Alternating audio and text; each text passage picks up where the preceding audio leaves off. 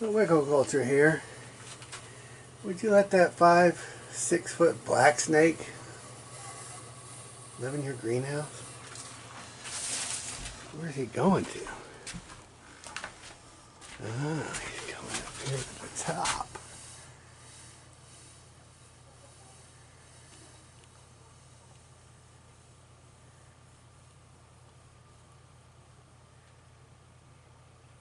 Resting his little tail there. Would you leave him in your greenhouse like that? It's attached to the house. I don't think he can really get up in the house. I put him in here a couple years ago when he was way smaller. I'm gonna leave him. But did you see that guy? Sheesh. It's been a couple months since we planted this Yukon chief. And we also did the Three Sisters. The silk's looking pretty close to time to pick. We've been getting some squash out of here. We had some Muscovy ducklings born, so I threw them in here so the crows wouldn't eat them all. And anyway, they kind of wreaked havoc on the undergrowth of my green beans. So this is what it's looking like. It's supposedly a 55-day corn, and it's been more than that. We've had ups and downs and freezing temperatures, and squash in there.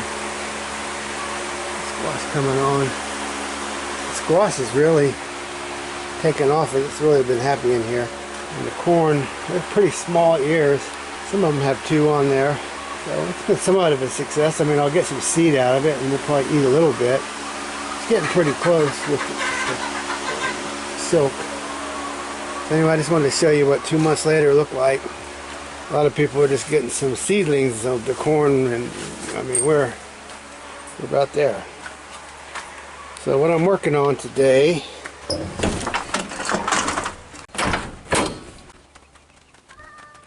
putting panels up on the top of this greenhouse. So I'm going to have 4 sections wide across there. They're big, like 305 watt or whatever, panels 320 watt maybe. So I'm going to lay them sideways. I'm going to put them on a pivot on hinges so they can be adjusted twice a year for the winter and summer solstice. So I will be able to get this one done. No. Alright, walking around here. So here we have the panel. Here is it's an old shutter hinge I got from a box of them from Habitat for Humanity. So you would use stainless hardware, and there's a stainless washer between the aluminum frame and the steel hinge. And this will mount and allow for my tilt. That'll be the bottom of the panel. Then up there, I'm going to put these 2 arms that can swing. And again, the stainless hardware galvanized pole. I'm going to just U-bolt that on there with the arms on it. Now I was going to weld these, but then I said, well, that's not going to help a lot of people that don't know how to weld. So I got a 3/4 conduit strap and a 1-inch piece of conduit, and I got a 1/2 inch arm. This will run through that 3/4 there, and then it pivots, and then this other end will just be screwed into a board that's already existing. So anyway, I'll show you when I get it in. There's all my stainless hardware. So I'm going to get these arms fabricated up, put on there, and I'll show you later when it's installed. Sorry, I also was going to show you this old chicken watering trough. It's galvanized, fairly heavy gauge. It's pretty stout. So I'm cutting those up. You can see I got the first one on up there. It's kind of hanging off a little bit. I used the full piece for the first panel, but then each panel I'm just going to put a little small piece of this to catch 2 hinges, one for each. So I'm going to just space them out. That way I have some left. I didn't have enough to run it continuously, and it was kind of a waste. I ran that piece continuously. I already had it up there. Plus it's kind of hanging off. To get a little more sun exposure, I brought it over the end. So I will show you more as I get this installed. I'll be cutting this.